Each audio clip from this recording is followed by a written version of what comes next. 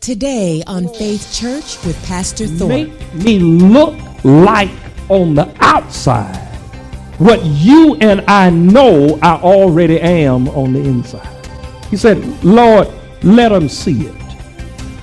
Don't just bless me. Bless me indeed. Make my territory larger, but then keep your hand with it. What Jabez was saying was, Lord, when people see what you have done for me, the only thing I want them to be able to say in response is God had to do that. Oh, you don't like this. You don't like this. Somebody is wondering why the Lord would let your life get down so low. It is all so that when he raises you up, nobody can take credit for it.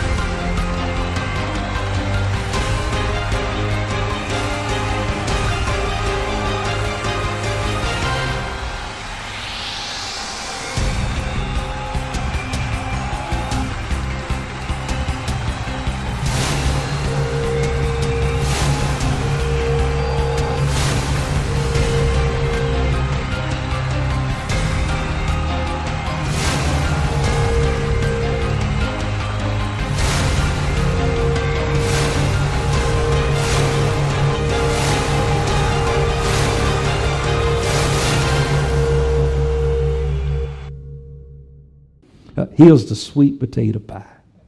Here's the 3-layer chocolate cake with the fudge icing on the top and between each layer. It's right there at the end of verse 10.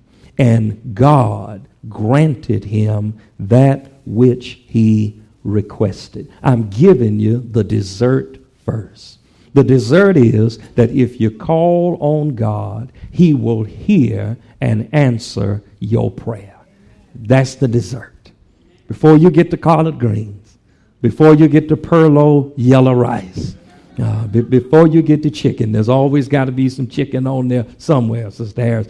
Before you get the entree, before you even get the Kool-Aid, I'm going to serve you the dessert. The dessert is we serve a God who will hear and answer prayer. Somebody came to church wondering, if God is such a prayer-hearing and prayer-answering God, why does it appear that he is taking so long to answer my prayer? Somebody came to church today with a list, and you say, Pastor, I know he's not Santa Claus, but I made a list and I've been checking it twice.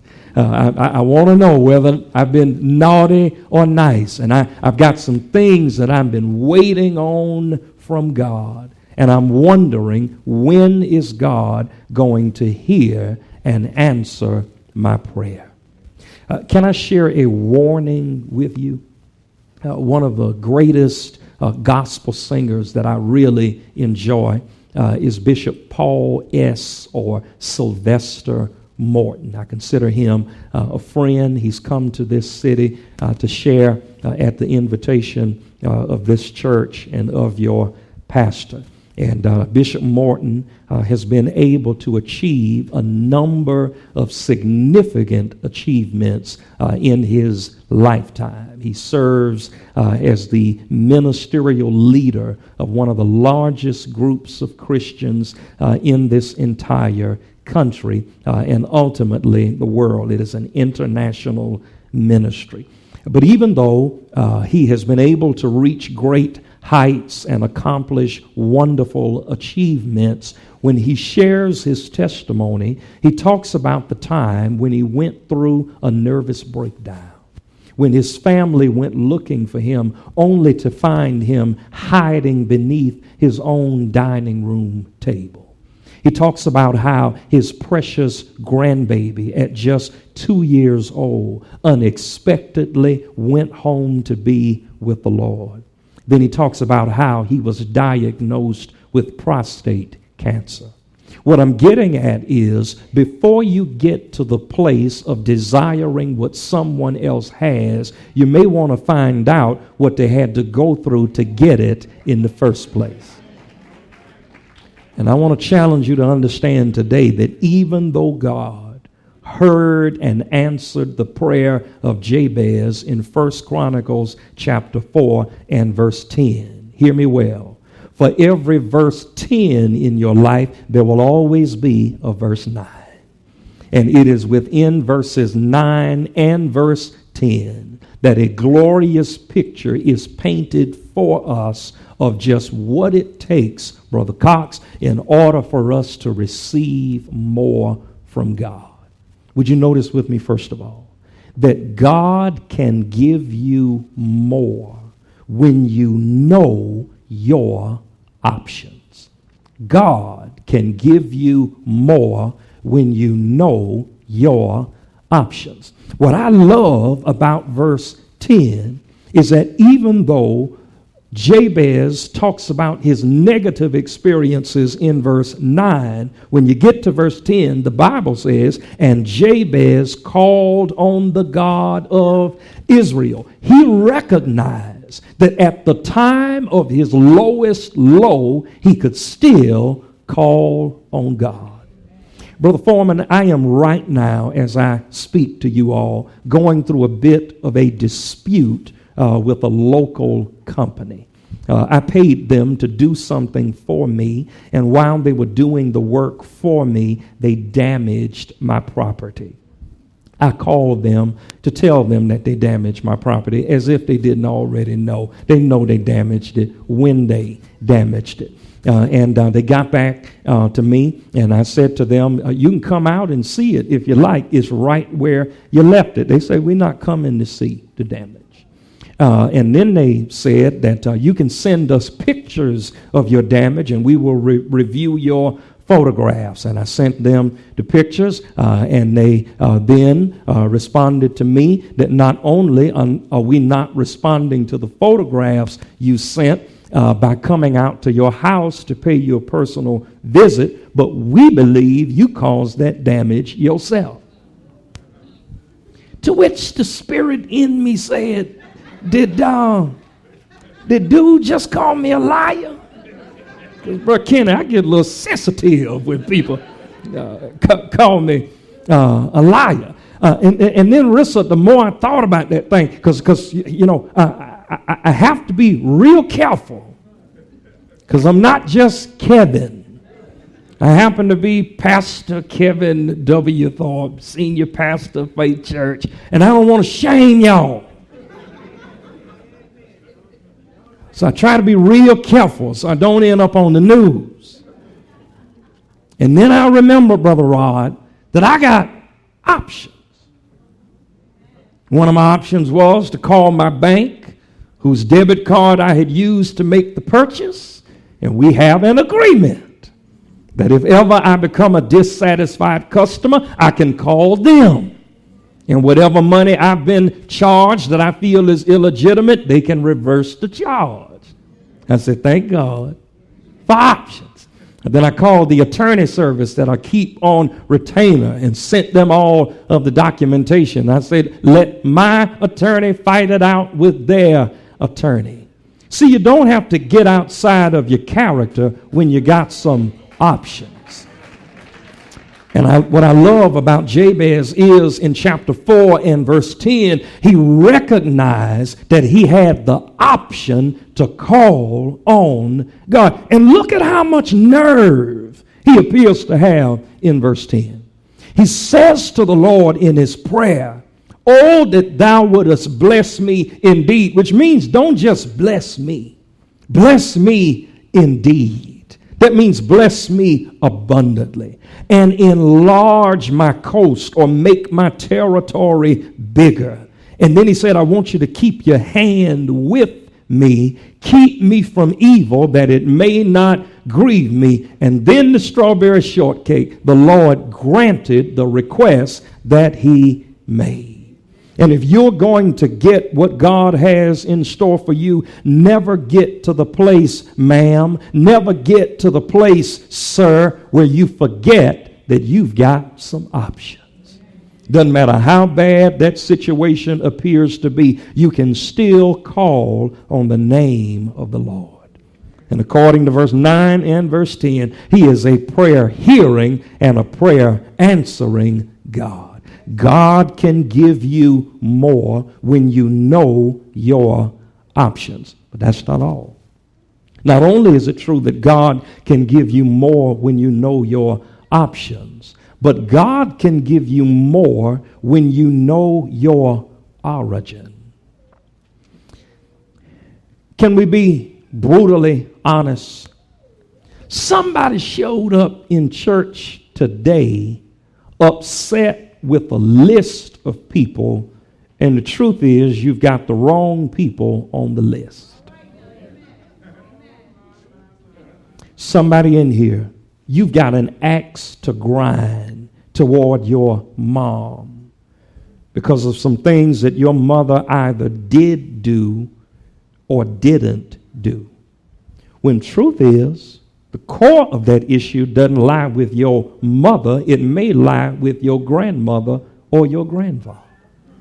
Somebody in here is upset with your dad. You said he didn't play the role that he should have played in my life. But not all of that may be his fault. Your mama might have had a little bit to do with it. Your grandmama on your mama's side might have had a little bit to do with it. She may have made an announcement. I don't want that boy nowhere around this house. And often we fail to be delivered from the hurts of our history because we don't take the time to fully understand their origin. But what Jabez does in verse 9 is to draw the conclusion that the problems he was dealing with in the present had a lot to do with what occurred in the past. And one of the areas I want to challenge you in is you've got to be careful about living in the misery of the moment when somebody else is responsible. What am I getting at? Some of us are holding the people in our lives responsible for what somebody else did. You know what that's like? Writing a check at Wells Fargo and trying to make Bank of America honor the note. And there's a husband in here who can't make any progress with his wife because she obligates him for some stuff that should have happened decades ago.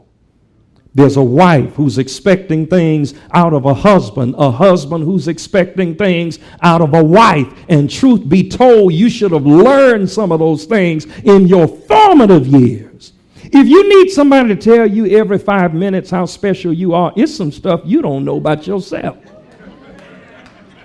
See, you ought to be able to wake up every morning reminded that I am fearfully and wonderfully made.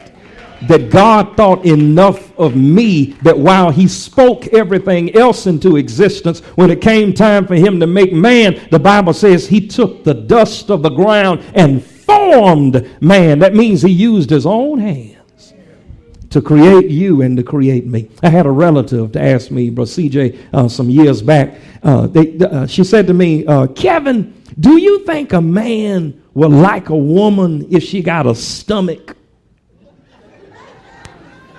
I said, let me tell you something. I said, it doesn't matter if her stomach is large enough that she has to put a handle on it just to hold that thing up. If she walks with confidence. See, it doesn't matter what your flaws are, it's how you carry your flaws. All of us got some issues. Some about us that's not perfect. It's all in how you carry yourself. Because if you like yourself enough, somebody else will like you too. But if you can't stand to be around yourself, You won't nobody else want to be around you either. What was the origin of the suffering of Jabez? It's right there in verse 9. The Bible says, and Jabez was more honorable than his brethren, and his mother called his name Jabez, saying, because I bear him with sorrow. Jabez was a nice guy, but he had a nasty name. What his mother was guilty of was making a long-term decision based on short-term circumstances. She named her son Pain and Sorrow. And everywhere that he went, the stigma went along with his name.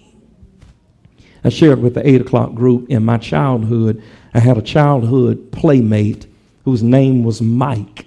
But everybody in the neighborhood called him, I know this sounds awful, everybody called him Dirty Mike. I don't know why. Sister Rochelle, I don't know why they called him Dirty Mike. I don't know why they called him, but that's what they called him. And one day we were playing basketball, and I was open, and I wanted him to pass me the ball. And I said to him, Dirty Mike, I'm open. Pass me the ball. Not only did he not pass the ball, he held the ball and announced to me, my name is not Dirty Mike.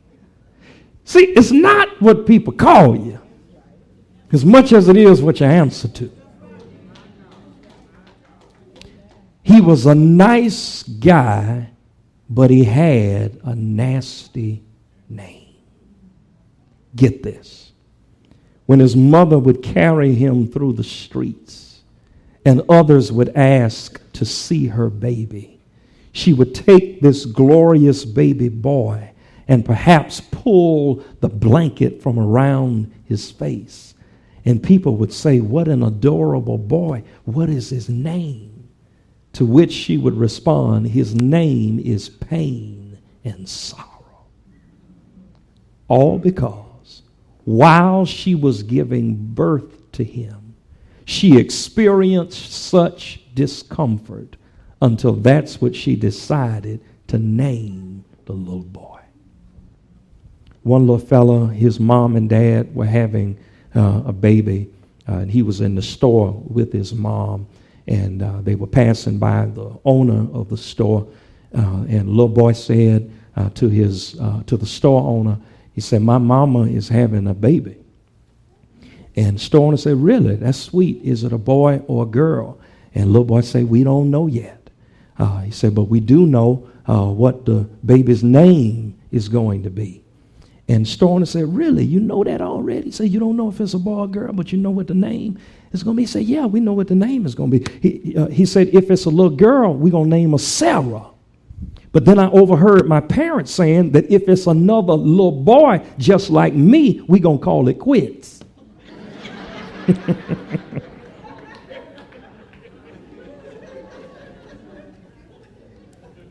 Jabez was a nice man, but he had a nasty name. And everywhere he went, the stigma of pain and sorrow followed him.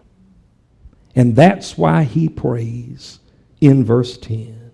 He calls on the God of Israel, and he says, bless me and bless me indeed.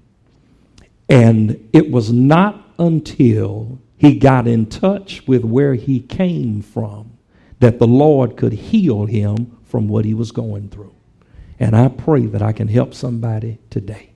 You are not going to be able to move forward until you really understand the foundation of what's been hindering you in the first place. Because you're mad at everybody, and they ain't done nothing to you. Mad at the people on your job, and they don't even want you to show up tomorrow. Some folk, the only reason they're in church is they praying that the Lord will get your heart right when you show up to work in the morning. And you're upset with a husband, upset with a wife, upset with your neighbors, don't want nobody stepping on your grass. Kids let a frisbee end up in your yard and you take it and throw it in the trash can. Something wrong with you. And you better hurry up and get in touch with the origin of it before you ruin everything in your present because of the hurts from your history. God can give you more when you know your options.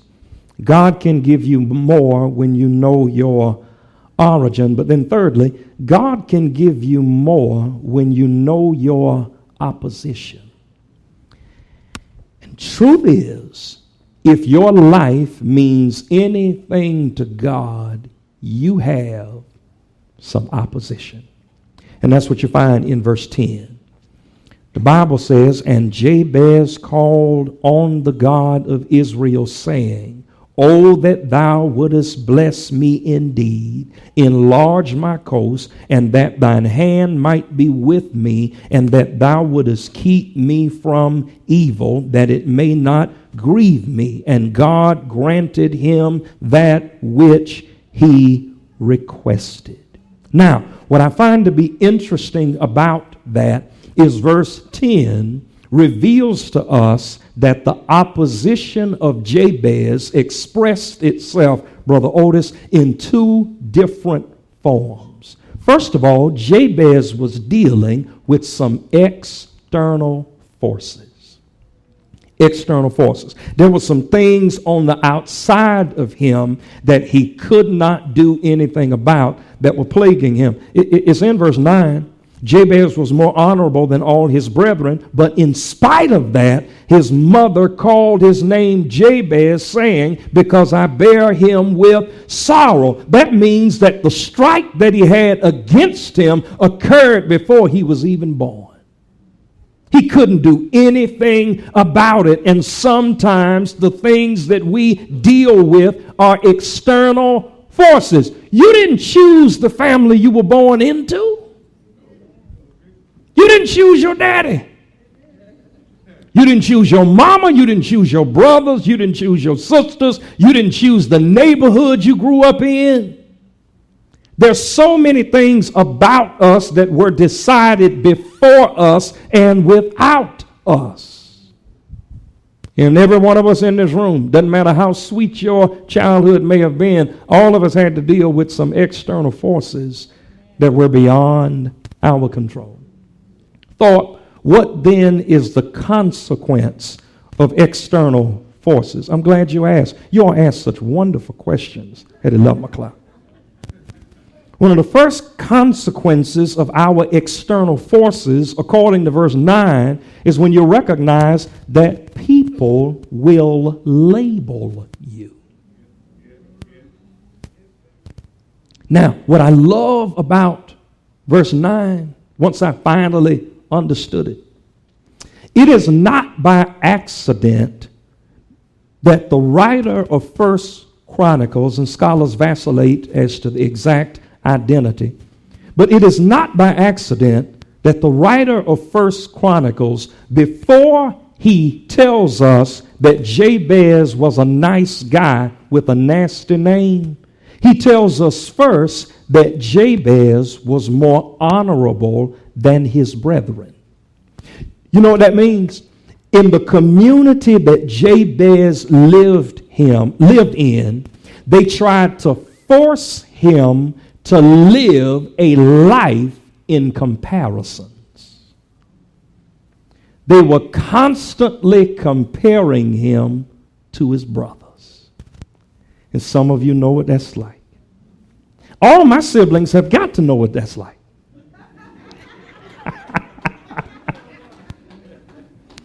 To live in constant comparison. And some of you know what it's like to grow up in an environment where people say, well, why aren't you more like your sister? Why aren't you more like your brother? Why aren't you making the grades your cousin is making? Y'all the same age, same neighborhood. Why are they doing well and you continue to struggle? Some people ask you, why doesn't your skin look like your brother's skin? Why aren't you shaped like your sister is shaped? Why can't you run fast like your brother can run fast. And we grow up in environments where people will try to force us to live a life of comparison. One day a father said to his son, the son's grades were falling, and the son was complaining about the fact that he had to walk a long distance to get to the bus stop. And children, don't try this at home. The father said to the little boy, he said, when George Washington was your age, he had to walk miles to school and he never complained. And the little boy looked up at his dad and said, when George Washington was your age, he was president. Don't you try that at home. It's the easiest way to get chopped in the neck. Don't try that at home. His community tried to force him to live a life in comparisons. You know why? Because people will label you. And from the start, they said of Jabez, he will never amount to anything, even though God knew that Jabez was more honorable than all of his sweet named brothers. But he was the only nice guy with a nasty name. People will label you, but that's not all. According to verse 10, people will place limitations on you. And here is really at the foundation of the prayer that Jabez prays in verse 10. There were very specific things that Jabez asked God for. And while what he asked God for is important, perhaps equally important is why he asked for those specific things. In verse 10, Jabez called on the God of Israel, saying, first of all, bless me and bless me indeed. Enlarge my coast, make my border larger. Let your hand be with me, keep me from evil, that it might not grieve me. And God granted him that which he requested. Why did he ask for that stuff specifically? Everything that Jabez asked for in verse 10 was the opposite of what people expected out of him. See, some young person in this room, your prayer is, let me be the first one in my family to graduate from high school and go to college. You know why your prayer is that? Because that's what your whole family says you will never be able to accomplish. Somebody's prayer is, regardless of the mistake you've made, Lord, help me to do better by my own children than other people did by me. You know why that's your prayer? Because that's the very area in your life where people have been imposing limitations. Somebody's prayer is, Lord, help me get out of debt, because that's what the bank keep telling you you won't never do. Somebody say the bank call their house and say, where's our money? And they say, y'all the bank, don't y'all have people who keep up with money? One fellow told him, why don't you just raise my limit and pay yourself this month? And then both of us, don't try that. Don't try that.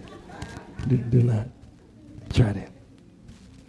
People will place limitations on you, and everything that Jabez prayed was to undo the limitations that they had put on him in the first place. Sometimes we have to deal with some external forces, but then that's not all. Sometimes we've got to deal with some internal fears. Some internal fears. I try to share with you all often, I love Jesus, and I consider myself to be at some level of strength in Jesus. Here's how you know you're stronger in Jesus than you used to be. When the stuff that would used to make you act up doesn't make you act up anymore. When you want to go off, but the Lord just won't let you. You want to get out of your character, but the Lord just won't. People trying to push your buttons. They just can't get the reaction out of you that they used to get. That's how you know that you're growing in Jesus Christ. You say, Pastor, I didn't cuss nobody out last week. You're growing. You're growing. Pastor, I didn't shoot nobody. I didn't bury nobody in the back. You're growing. The Lord is growing you. He's making you better. But you ought to be honest about the fact that in spite of how much God has blessed us, sometimes we struggle with fear and anxiety. It is obvious that Jabez was already blessed by God. It's in the text. It's in verse 9, Sister Brenda. Verse 9 says that he was more honorable than his brethren. That means that God had already blessed him. If God had blessed him, why was he so adamant in verse 10 about what he wanted God to do, and why did God do it? He said, bless me indeed, make my coast larger. Let your hand be with me. Here's the fear. Keep me from the evil, that it might not grieve me. You know what Jabez is really praying? He's praying, Sister Katina, that because of the labels and the limitations that people have put on me, here's all he's praying, Brother CJ. Lord, don't let it be true. He said, I know that's what they said, and I know that's what they're saying. But Lord, don't ever let it be true. Don't make me live a painful, sorrowful life.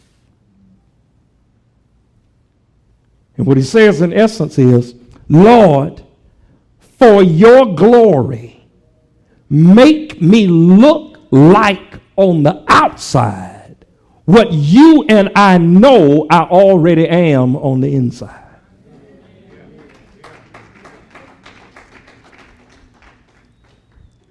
He said, Lord, let them see it.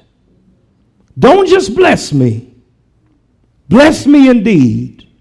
Make my territory larger, but then keep your hand with me. What Jabez was saying was, Lord, when people see what you have done for me, the only thing I want them to be able to say in response is, God had to do that. Oh, you don't like this. You don't like this. Somebody is wondering why the Lord would let your life get down so low. It is all so that when he raises you up, nobody can take credit for it. I wish I had somebody who knew what I was talking about. I've had God push me into some corners and make me do some stuff I didn't want to do. I said, Lord, why you do that? And he said, the reason I pushed you in that corner to make you fight your way out is so that when you got out of it, people will say, can't nobody do that but Jesus. Okay. Maybe I'm the Lone Ranger, but I want God's signature all over my life. I want his signature to read, made by God, amended by God, controlled by God, delivered by God. And he'll do it for you if you let him, regardless of the labels and regardless of the limitations. God will deliver you in such a way until his signature will be all over your life. So when it comes to being able to understand that God has given you the option to call on him, he will help you to understand the origin of all of your ills. And then he'll help you to face your opposition, those external forces and those internal fears. Lord, don't let it be true. Make me look on the outside like you know I am on the inside. The CEO, Chief Executive Officer of a Fortune 500 company, needed to hire a new district manager. There were 3 candidates he was considering for the position. And Sister Mix, all 3 of those candidates were equally and amply qualified, but he only had one opening. And he wrestled with discerning, how do I make a selection from 3 candidates who were so well qualified? He walks into his office the morning that he initializes this decision making. And with both hands, he is carrying a velvet pillow. The pillow is covered by a linen napkin trimmed in lace. All 3 of the candidates standing in his office, and he walks in holding the pillow. He takes his right hand, removes the linen laced napkin, and on top of the pillow are 3 seeds. He announces to the 3 potential candidates that I couldn't make a decision between the 3 of you. So I want each of you to take one of these seeds. I want you to plant these seeds. I want you to nurture these seeds. And whichever one of you does the best with the seed, you will be my next district manager. He said, I'm not even going to tell you what type of sproutling these seeds will produce. One of the candidates out of the 3 went home, took his best potting soil, took the seed, buried it beneath the soil, watered the seed, would even take the plant, put it out in the sunshine, hoping that through the rays of sunlight, photosynthesis would prepare to take place, the seed would germinate, a sproutling would come up, and he would nurture whatever he saw, only to discover that week after week, nothing grew. The CEO had given them a month to do their very best. At the close of the month, all 3 candidates returned. 2 of the candidates walked in with their pots, sproutlings, tall from the level of the soil, with flowers around them. And in he walks with a bucket of dirt. The CEO walks in, looks at all 3 candidates, inspects what they have been able to accomplish, looks at the one candidate, sproutling with flowers. Second candidate, sproutling with flowers. Third candidate, bucket of dirt. Yolanda, he pointed to the candidate with the bucket of dirt and announced to the other 2, this is the new district manager for this company. And walks out the office and leaves all 3 of them standing there. They were so baffled until they couldn't move initially. And when they decided to move, to rush to the elevator to catch the CEO, he was already on his way down. They ran down the stairs, followed him all the way out to his car and stopped him before he got in. And they said, please explain to us why you chose him over choosing us. And he said, that was simple. He said, the seeds that I gave you were dead. He said, I know they were dead because I boiled the life out of them before I gave them to you. He said, but there was only one of you in this group who had integrity enough to tell the truth. And what God is trying to say to somebody in this room, he's not looking for somebody he can showcase. He's looking for somebody he can trust.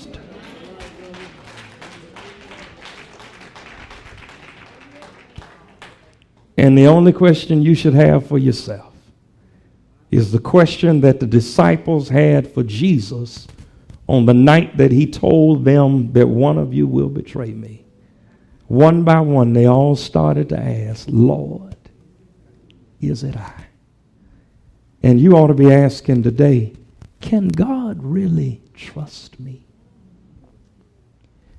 Can God trust me to be elevated to new heights while I'm hidden at the same time?